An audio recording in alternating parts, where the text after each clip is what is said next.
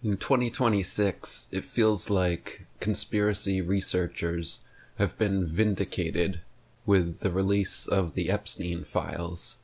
Now, it's mainstream that there was a Rothschild Israeli Jewish agent who lured rich, powerful people to his private island where he trafficked illicit and illegal things, recorded the rich and powerful people doing the illegal things, then held it over their head with bribery and blackmail to control them and get them to do whatever they wanted. Horrendous things. Things that I can't say on YouTube without getting a video taken down.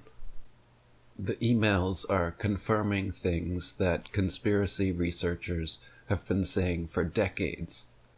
Some of the most outlandish things that only the most fringe of conspiracy writers would talk about.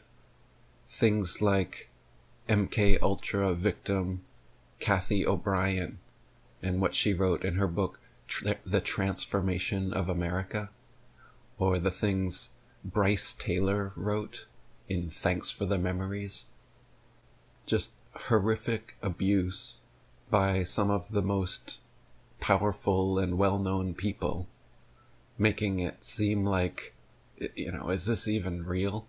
Are these just schizophrenic ramblings? Are these just opportunists trying to sell a book?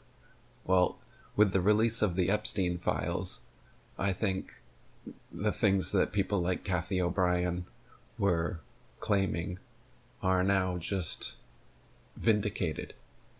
Like I said, Pizzagate, for example. The pizza was mentioned over 900 times in the email, along with these other terms that are known for PDF file rings to use.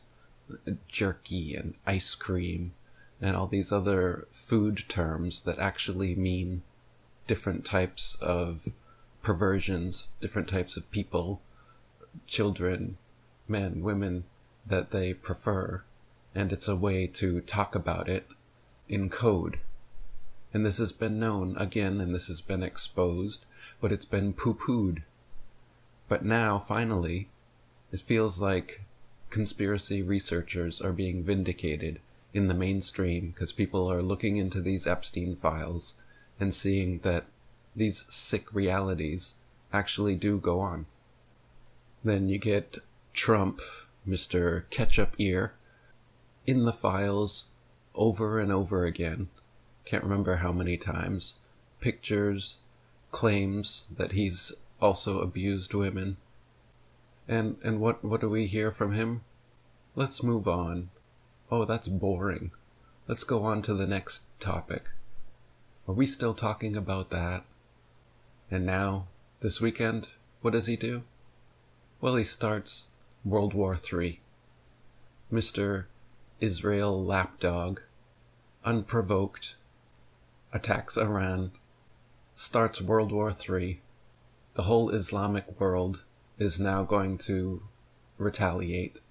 What is a predominantly Christian country, America, doing, intervening with this long-term Jewish and Islamic war? What is America, way over in the West, doing, sticking its nose between Israel and Iran in the Middle East? Geographically and religiously, America has nothing to do with the long-standing beef that the Muslims and Jews in Iran and Israel have going on. And the only reason we're getting involved is because America has long been a satellite of Israel. AIPAC is the biggest lobby. We give the most money to Israel. The American government has long been sold out to Israel.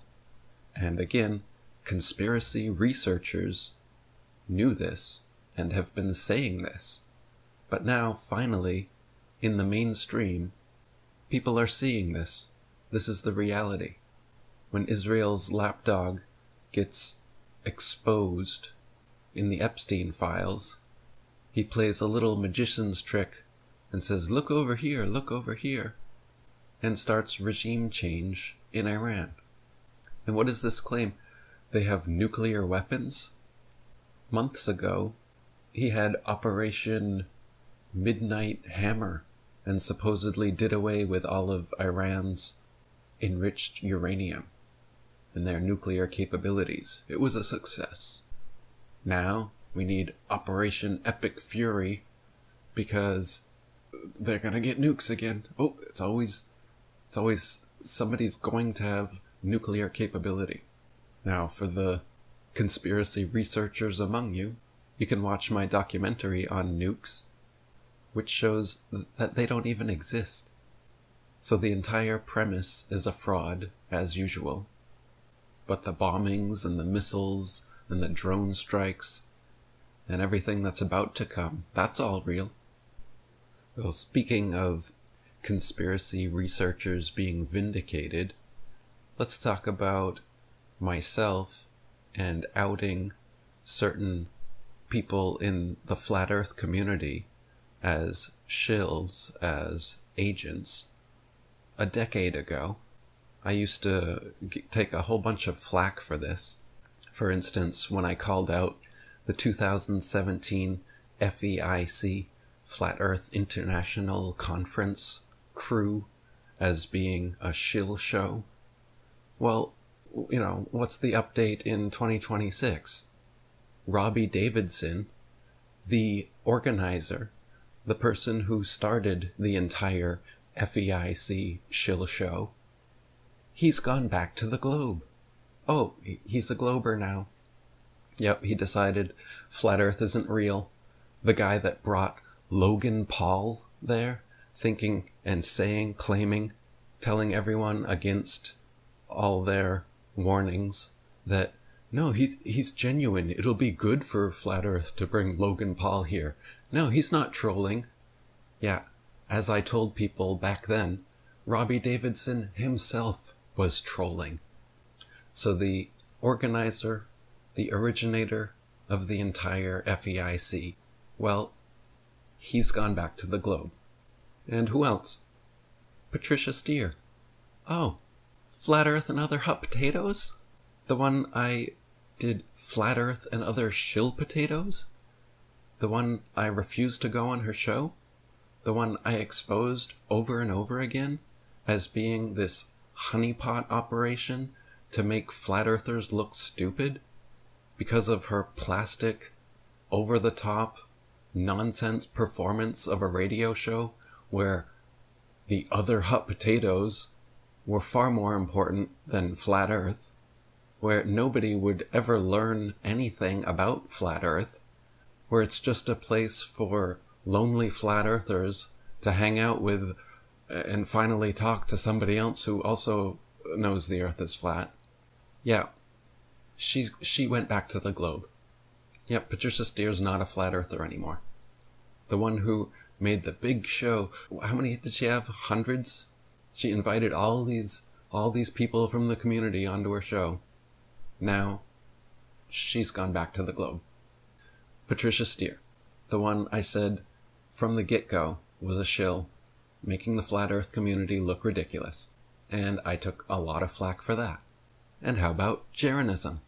Right from 2015, I called out Jeranism because I'd had multiple interactions with him and figured it out as well. These people, they're not genuine. You can tell by their content and by their character. Jeranism, who also went to the conference, all these people were part of the conference crew. Jeranism, Patricia Steer, Robbie Davidson. How come these people that I was able to clearly see were not genuine? These people, they all go on each other's podcasts. They defend each other. You can tell they have this clique. You can tell they have this behind-the-scenes camaraderie. From me, who there was no one in this movement And then suddenly all these people start springing up. And then there's this group, this FEIC group, some of which still exists today, claiming to be flat earthers. But, now half of them have completed their mission, and they are publicly back to the globe, which makes it look to onlookers, people write articles and make videos, for instance, of Jaron. He's become like the most popular flat earther. That's what the articles say. They're like, the world's most popular flat earther goes back to the globe. See? See why I said it's important to out these disinformation agents? See why I've said all along that pointing out shills in the movement is important? You can't just play kumbaya and allow anyone and everyone who claims to be a flat earther represent this community. Thanks, Jaron. Thanks, Patricia. Thanks, Robbie. But there are plenty of great, genuine people in the movement. There's only a handful, maybe a dozen, that I've ever called out and claimed were controlled opposition. Basically, everyone else in the community is great. But of course, with a truth this big and this important, you don't think they're going to try to infiltrate and have their own controlled opposition agents monitor and massage and move the movement where they need to? But I continue to be contacted by some of the best, most genuine flat earthers out there, and I appreciate all the emails. So since my last video calling for unique proofs, refutations, debunkings, thought experiments, unevidenced globe nonsense, what woke you up? What's your favorite proof? So I put the call out because I want to make a new, updated, expanded version of the proofs. Hopefully getting 300, 400, or maybe even 500 proofs this time, all from the community. I'm going to rewrite, it's not going to just be the 200 proofs with a few more added on. I'm going to rewrite the whole thing and make it much better, much more accessible. Not just going to make more proofs. It's going to be better structured. It's going to be more well written. It's going to be more images. But I'm going to make both a book and a documentary and put some care into these. I want to make this the definitive book and documentary exposing this important subject. And so I'm taking submissions for the next 2 months. So links below in the description box to my email or social medias. Any unique proofs that Earth is not a spinning ball, please send them my way. Just in the way that conspiracy researchers are being vindicated with everything that's coming to light now, the Epstein files, my plan is for us true earthers, us reality earthers, us geocentric level earthers, that we will also be vindicated in the near future, when this too becomes mainstream and commonplace, and people wake up to this most fundamental deception.